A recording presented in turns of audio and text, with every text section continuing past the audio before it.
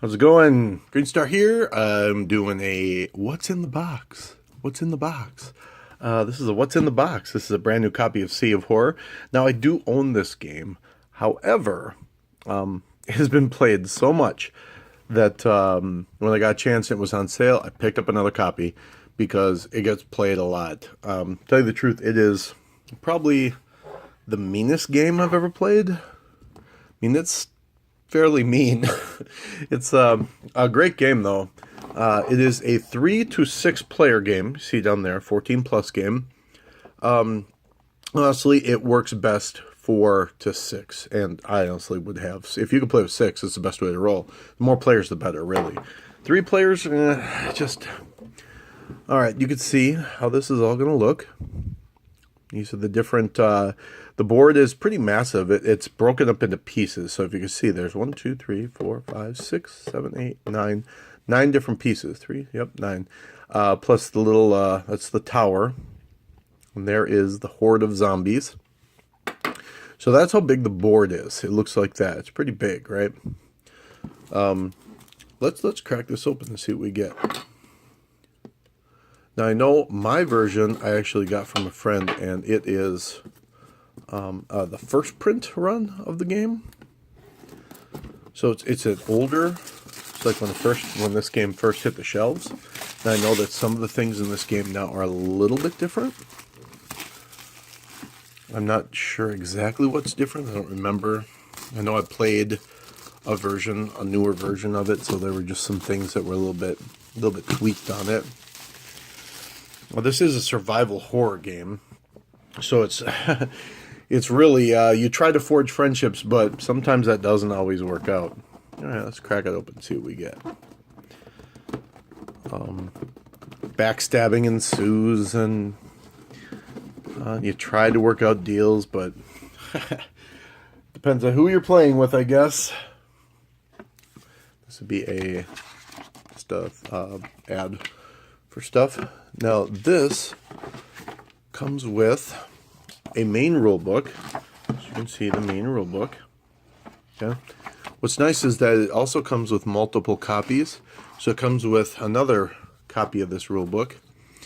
And because honestly, you're going to be passing the rules around. All right, let's pull these out one by one. This is the first one. As you can see, those are the zombies. And there's the serum. That's how you need to stay alive. Your character doesn't have any serum, they're dead.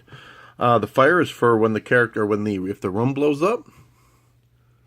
Okay, I don't know if these are on mine. I don't know how to compare these copies when I check them out. Maybe they are, I don't know.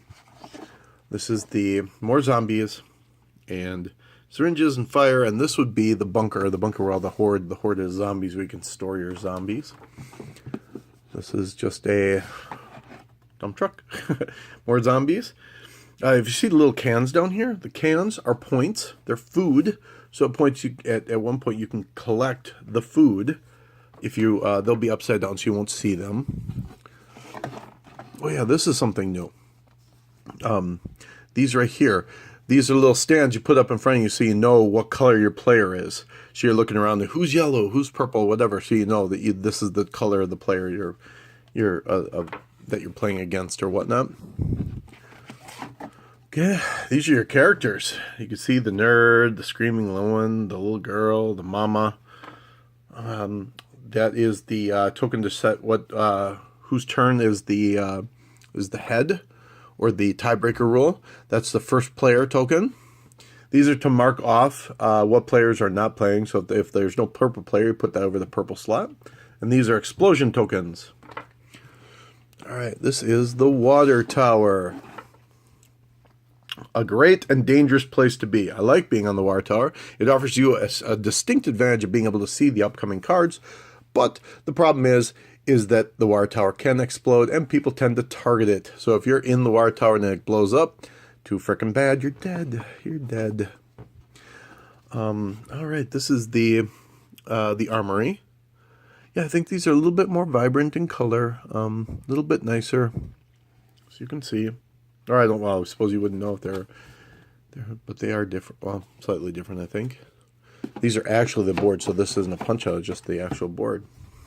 It's the bank. You can see the bank vault there. Statue of the bank.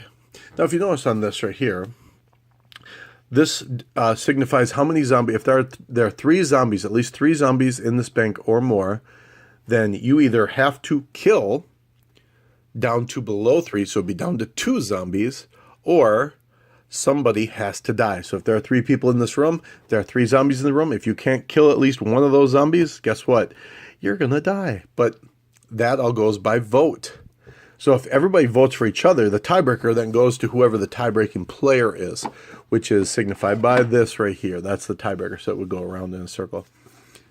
This one, this is the middle board, the Crossroads. This one's rough because all it takes is 1 zombie. If there's 1 zombie in there, somebody dies. That's the way it works. Or you have to kill it. So if you can't kill that 1 zombie, you're going to die. That's just it. You're just going to die, and this is the way it goes. This is the church. You see, that's a 4-1. Now, if you look, each one of these also has, every spot you saw back there, each has its own little power if you're on the spot. This one, you could turn in a card to flip over your card. So if you have your character card and you've used his special ability, you can turn in 1 card to get that card flipped over to its other side. If you're getting close to the end of the game, you need the points, or you want to use that ability again, that's what you can do. Obviously, if you see, the pregnant lady can't flip it over because you can't put the baby back in. That's the way it goes.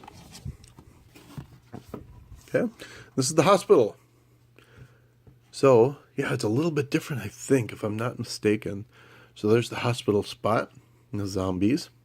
Cool. This one, hospital, allows you to turn in 1 card for a syringe. This is if the zombies are greater than the amount of people. Then it has to be you have to deal with what's in there.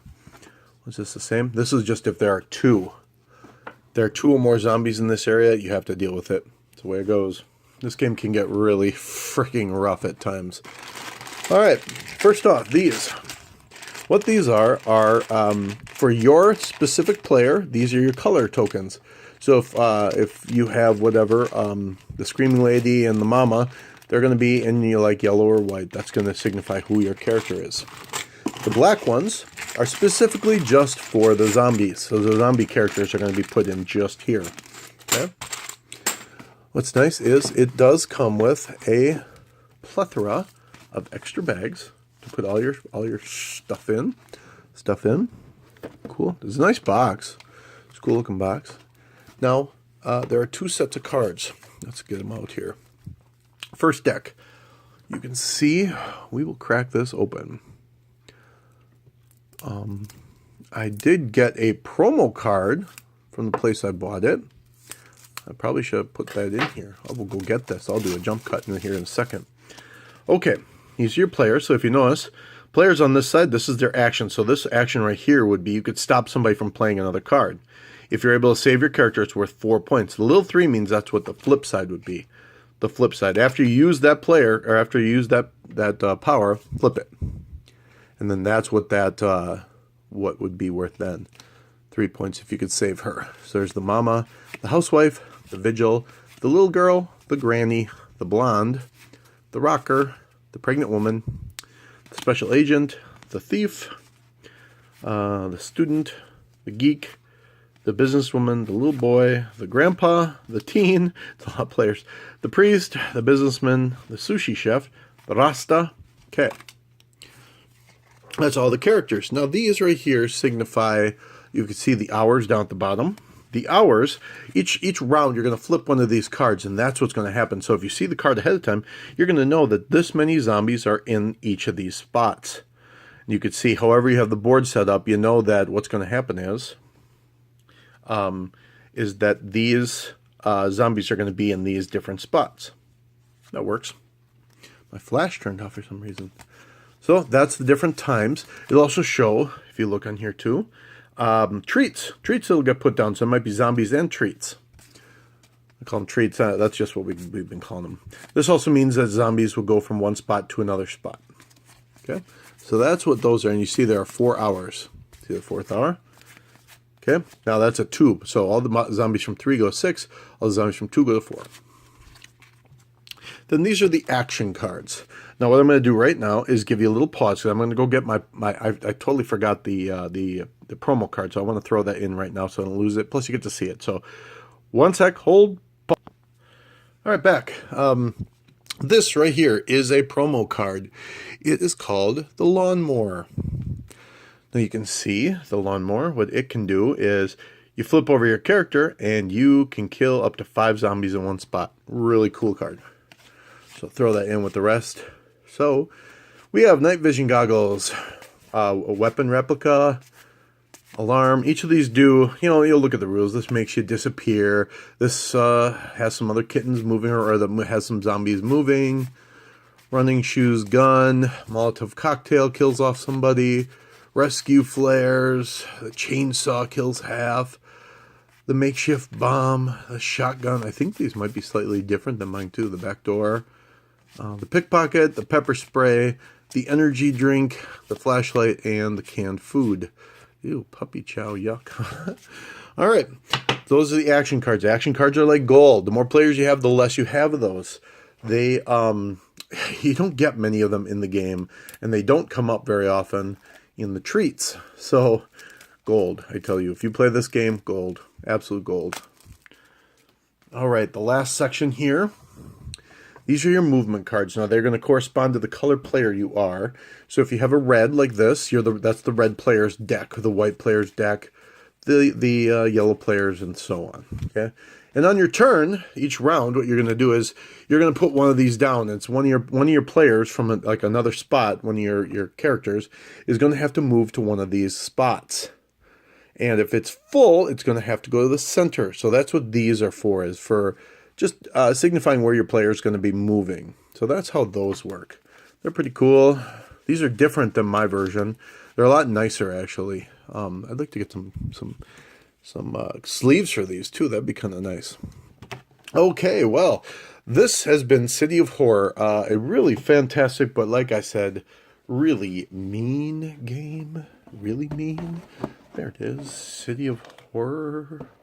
City of Horror. Yeah, really great game. I've played it many times, like I said. It's one of the meanest games I've ever played. I'm sure there are other meaner games maybe out there, but this is one of the meanest ones. It has not necessarily come to brawls, but not necessarily been friends afterwards either. So this is a game I highly recommend, especially if you dig that kind of game, like very adversarial, where you get some negotiation, you talk back and forth. I like that style game. It plays to my skill set or whatever. So yeah, check this out. And keep an eye out for other reviews and unboxings and whatever I have going on. I'll just keep on pumping out videos, and you guys keep watching them. Fair enough? Deal. Give it a like. If you dig it, leave a comment. And let's see what else. Oh, subscribe. Yeah, check out some more videos. All right, so this is going to be Greenstar going out.